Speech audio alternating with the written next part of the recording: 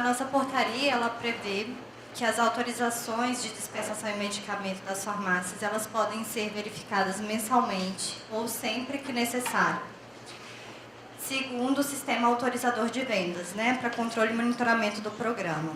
Então, lá internamente, a gente tem o controle interno feito pela coordenação do programa, que a gente aplica filtros de acordo com as transações lançadas no sistema autorizador de vendas, em que a gente verifica um perfil discrepante de autorização.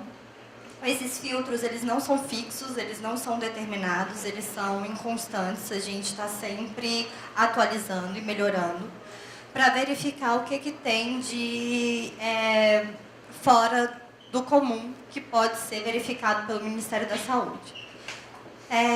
Sempre que necessário, o Ministério ele pode solicitar a documentação comprobatória dessas transações para as empresas, que é a cópia da documentação que a gente falou pela manhã, que teria que ficar guardada pela empresa, né? Que a empresa deve fazer a guarda.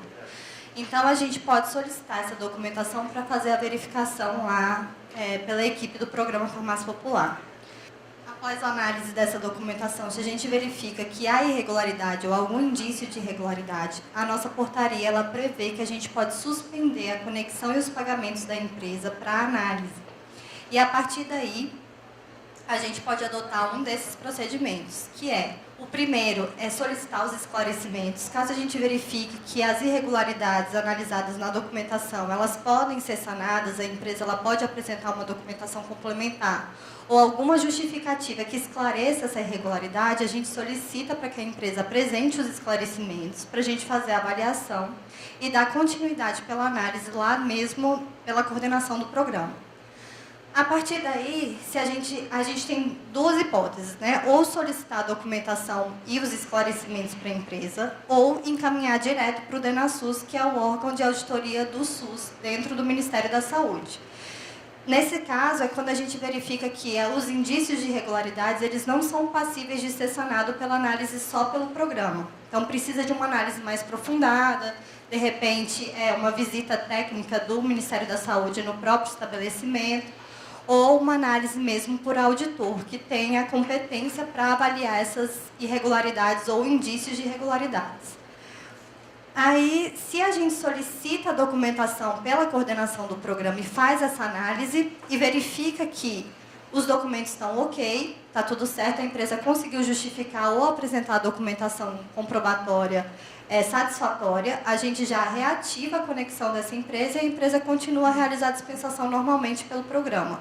Ou então pode também ser aplicada uma penalidade de multa e a empresa, assim que pagar, também retorna ao programa. Mas caso não sejam sanados os indícios de irregularidades ou as irregularidades constatadas na documentação, aí a gente encaminha para o DENASUS. Então, só para esclarecer, são duas hipóteses, o encaminhamento direto ou a análise pela coordenação do programa. E se for feita a análise pela coordenação do programa, pode também ser feito o encaminhamento para o DENASUS, caso não fiquem esclarecidas essas irregularidades.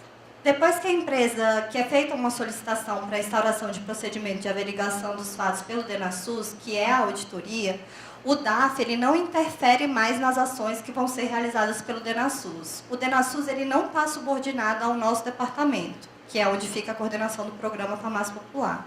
Então, ele tem autonomia para realizar a programação da auditoria, que é de acordo com os prazos e procedimentos por eles estabelecidos. Então, a partir daí, o DAF ele não presta mais informações sobre essa auditoria, sobre o andamento dessa auditoria. Isso tudo é verificado direto com a empresa, com o DENASUS. E somente após o encerramento da auditoria, quando o DENASUS conclui todos os procedimentos e devolve a conclusão dessa auditoria para o DAF, é que o DAF vai avaliar a continuidade ou não da empresa junto ao programa. Então, é a partir da análise dessa auditoria que o DAF vai decidir sobre a aplicação das penalidades para a empresa, de acordo com o que for apurado pelo DENASUS. Sobre as penalidades, a nossa portaria ela prevê, primeiro, que a análise é feita com base na auditoria, como eu já havia falado, e também existe a penalidade, a possibilidade da da avaliação pelo DAF, com base em irregularidades constatadas que demonstrem autoria e materialidade. O que seria isso? Tem hipóteses em que o Ministério Público ele faz a avaliação dele independente, verifica, instaura um inquérito civil, instaura um inquérito policial e a partir daí já ajuiza uma ação civil pública contra a empresa, caso ele verifique alguma improbidade.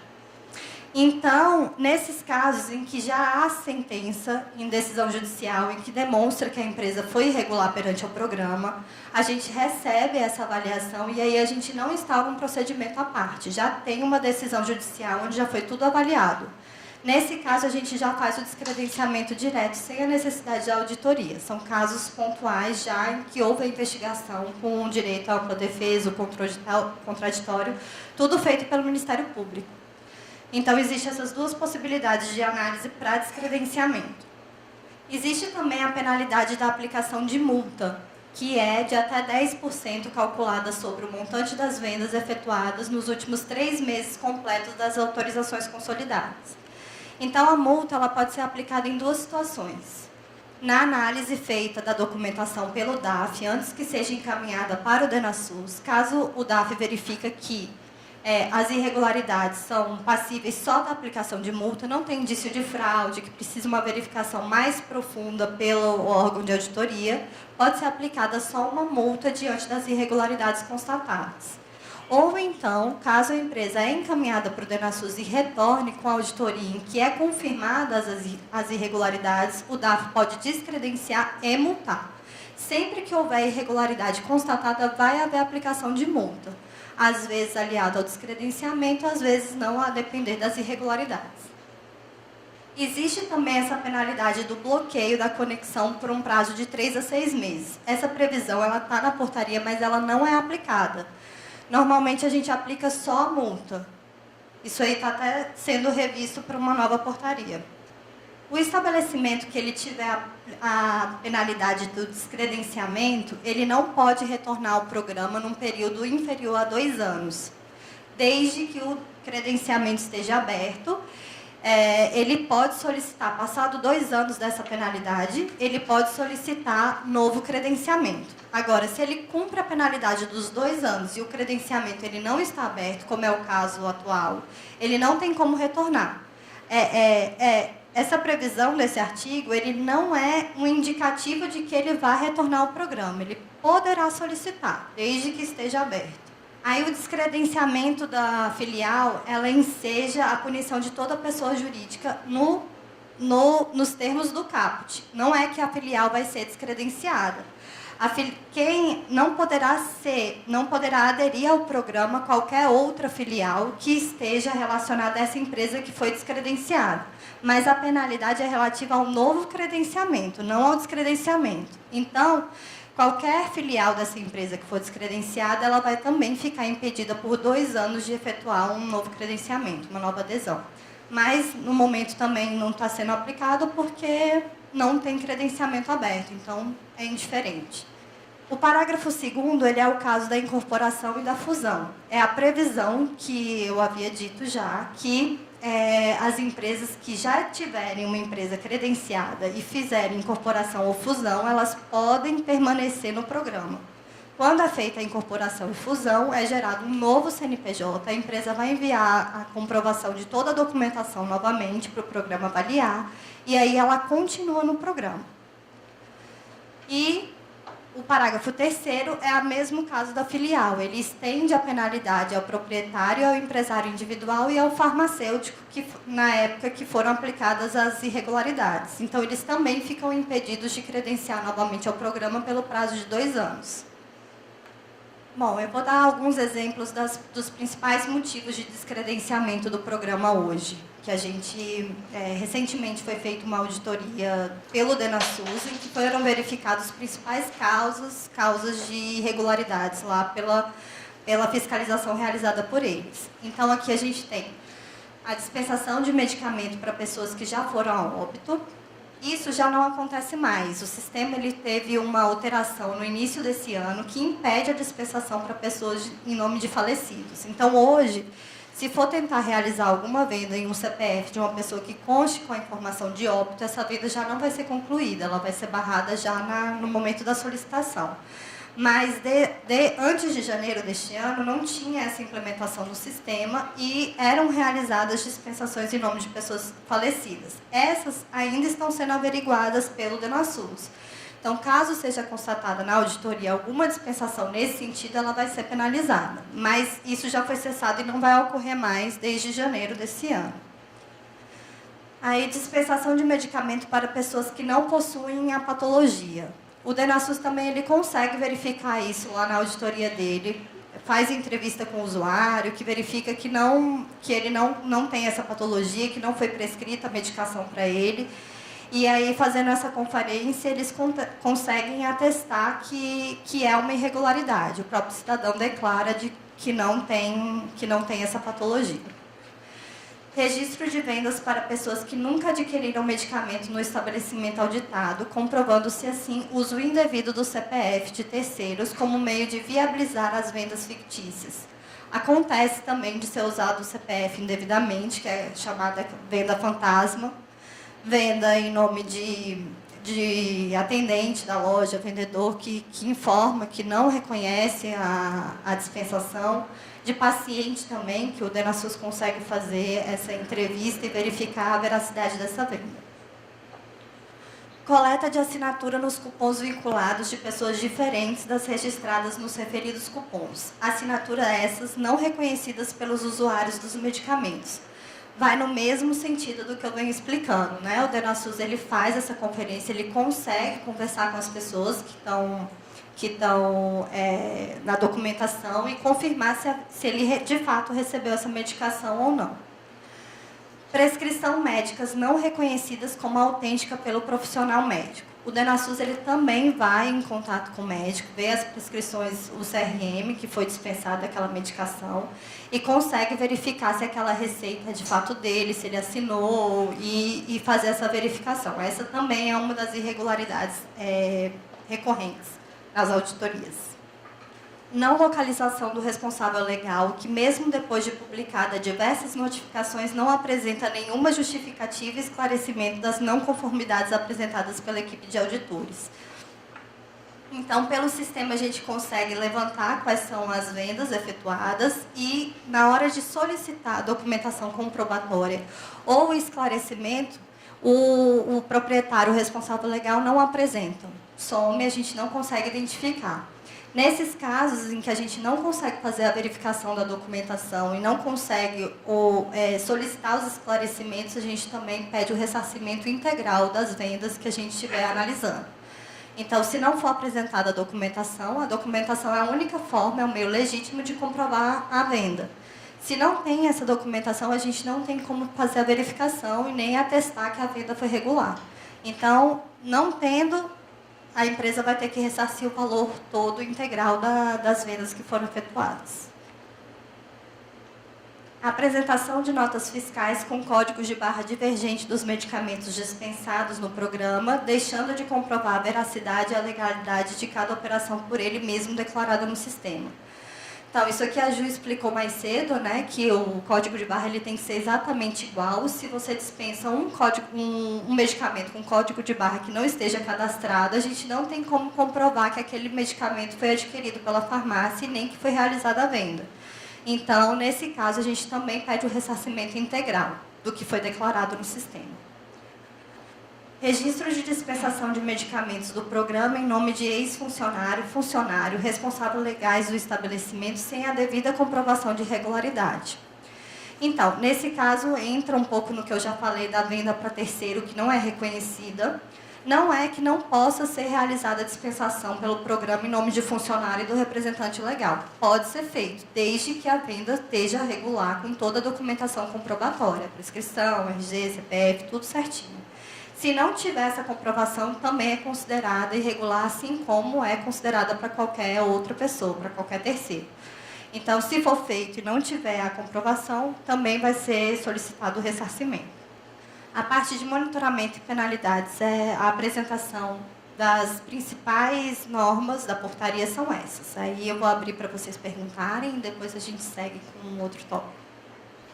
Então, o artigo 35 da portaria, ele prevê o monitoramento eletrônico, que é segundo os dados processados pelo sistema autorizador de venda. A gente utiliza esse artigo para verificar o perfil das farmácias, perfil de venda das farmácias. E aí, a partir disso, verificar o que há de irregularidade ou de discrepante nas vendas realizadas.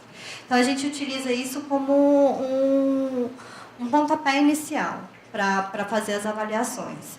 Mas ela não se limita a uma análise de sistema, pelo menos no âmbito do controle e monitoramento que é realizado pelo DAF.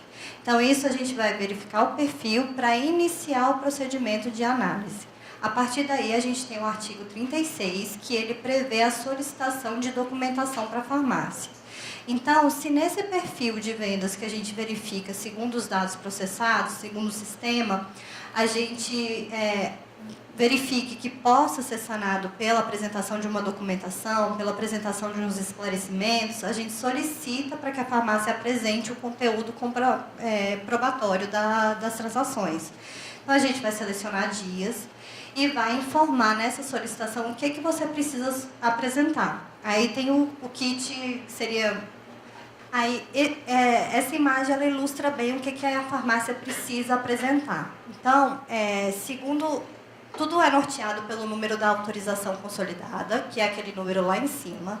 A farmácia ela vai ter que apresentar esse kit completo, que seria o cupom vinculado, a prescrição, o cupom fiscal, a identidade e o CPF do paciente. Isso tudo está descrito quando for solicitado para a empresa a apresentação da documentação, vai vir um passo a passo do que a empresa precisa apresentar.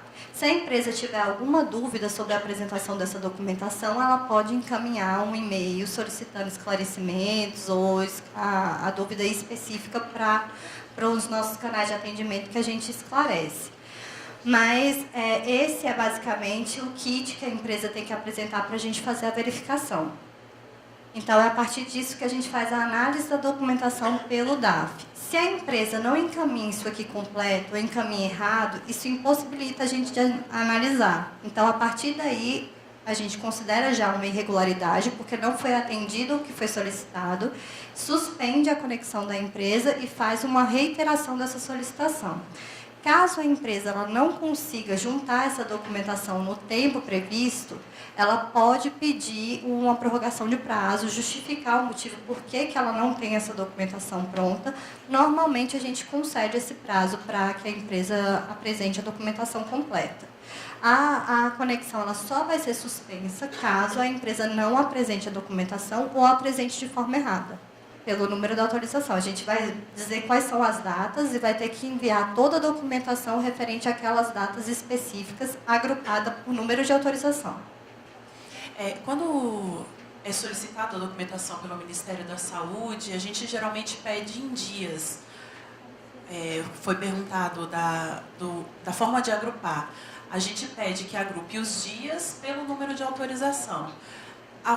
Quando é auditoria, às vezes o DENASUR solicita só aquele número de autorização mesmo, aquela autorização específica. Então, pode ter variações da forma de solicitação, mas a comprovação sempre é da autorização como um todo, a documentação daquela autorização, ou a aquisição daquele EAN em específico. O código de barra do medicamento tem que ser comprovado a aquisição dele. Então, a gente vê o quanto foi dispensado, o quanto foi adquirido e avalia isso na auditoria. E sobre a análise realizada pelo DENASUS, como eu havia dito, ele tem um procedimento próprio para apuração. Então, nessa ação, a gente não interfere, seria com eles mesmos. Essa explicação toda que a gente deu da avaliação feita é do controle e monitoramento prévio realizado pelo DAF para identificar possíveis irregularidades no âmbito do programa. A partir dessa análise que o DAF faz é que será dados os encaminhamentos e possivelmente solicitado uma auditoria.